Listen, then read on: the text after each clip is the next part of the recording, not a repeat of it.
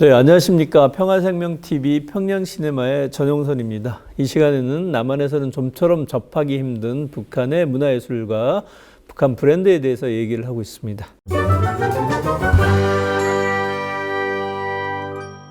네, 오늘 이 시간에는 북한의 대표적인 먹는 샘물, 강서약수에 대한 이야기를 준비를 했습니다.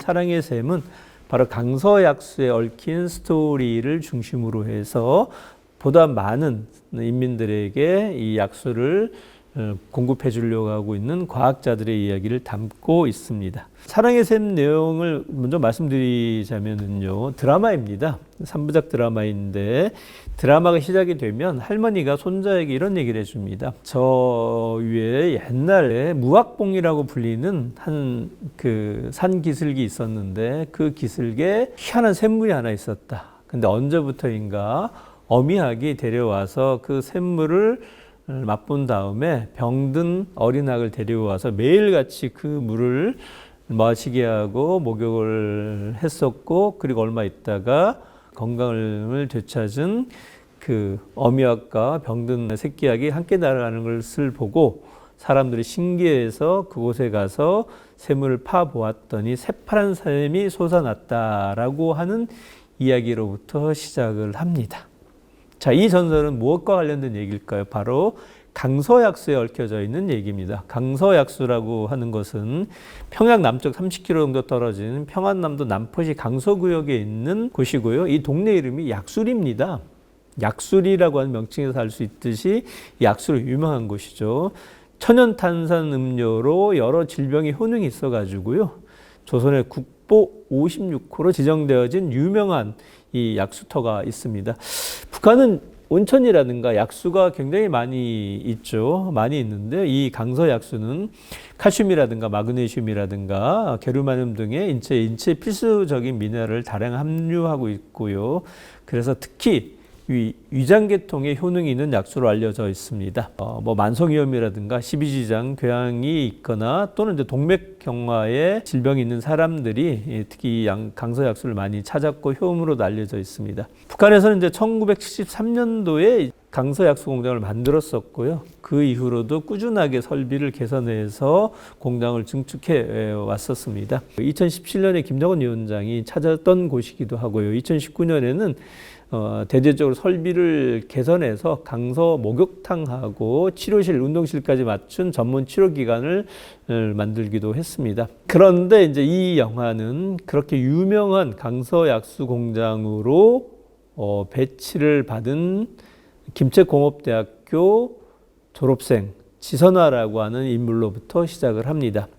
사실은 이제 굉장히 유명한 곳이고 지선화라고 하는 이 학생도 강서약수를 즐겨 마시는 학생이었습니다만 막상 본인이 약수 공장으로 배치되는 것을 알고는 크게 실망을 합니다.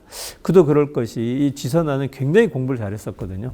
졸업생 중에 유일하게 학사학위를 받고 논문을 통과한 학생이기도 했었고, 이 지선화의 아버지가 바로 박사원 원장이었었기 때문에 지선화가 꿈꾸었었던 과학연구소에 배치될 걸로 기대를 하고 있었습니다.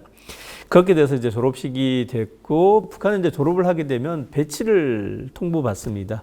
그렇게 학생들 한 명 한 명별로 직장에 배치가 되는데, 자기보다도 공부를 못했었던 이 친구들은 다 과학연구소로 배치를 받는데, 지선화만 미배치를 통보를 받습니다. 아무것도 배치되지 않았던 곳이었었고요. 그렇게 이제 미배치를 결정한 것은 바로 이제 아버지의 결정이었었고, 이 아버지가 그렇게 공부도 잘했던 딸을 미배치한 것은 강서약수 공장에 요청이 있었기 때문이었습니다. 이 강서약수 공장은 약수를 대량으로 생산해서 인민들에게 이제 공급하기 위해서는 기술적인 난제가 하나 있었는데, 그 기술적인 난제가 천연탄산가스가 계속적으로 용출이 되면서 이걸 분리해서 빼는 기술을 만들지 못해서 기가 자꾸 고장나는 일이 있었고요. 그래서 유일하게 김책공대에서 이런 가스 배출과 관련돼서 논문을 썼던 지선화를 지정을 해가지고 저희 공장 기술 개발에 도움을 달라고 요청을 했었고요. 그 요청을 박사원 원장인 지선화의 아버지가 받아들여가지고 딸을 미배치를 시켰던 것이었었고요.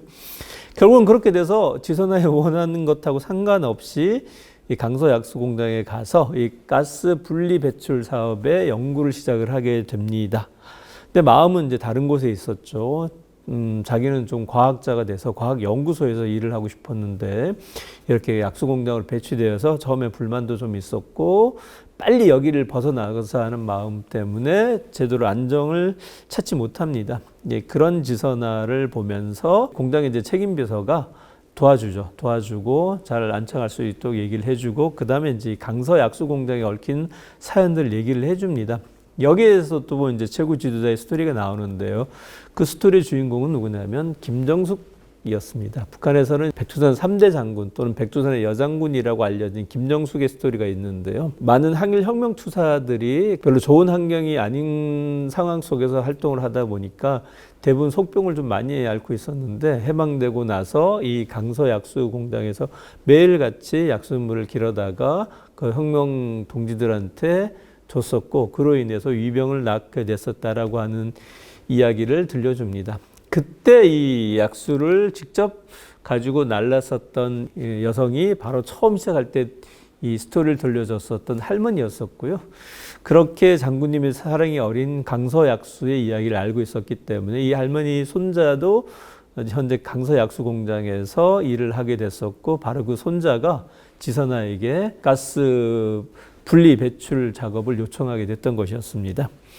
처음에 와서 자기가 원하는 직장도 아니었었기 때문에 불만도 가지고 있었고 적응도 제대로 못했었던 지선아도 강서 약수 공장의 어린 최고 지도자의 이런 사랑을 알게 되고 가스 분리를 해서 보다 많은 인민들에게 공급하기 위해서 필수적인 과정을 알게 되면서 밤낮으로 연구를 해가지고 결국은 이런 대량 배출을 하는 기계를 만드는 데 성공을 합니다. 나중에는 자기가 처음에 원했었던 과학연구소보다도 강서약수 공장에 앉아가지고 인민들의 사랑을 전해주는 이런 일을 하고 싶다는 걸로 마음이 바뀌게 됩니다. 인민들을 또 오늘날 싸고 편리하게 강서약수를 맛보게 되었다라고 하는 얘기로 영화는 끝이 납니다. 오늘 이 시간에는 강서약수 공장에 얽힌 이야기를 통해서 좋은 약수들을 인민들에게 많이 보급하기 위해서 노력하고 있는 공장의 과학기술자들에 대한 얘기를 소개를 했습니다. 네, 다음 시간에는 또 다른 주제로 만나 뵙도록 하겠습니다. 감사합니다.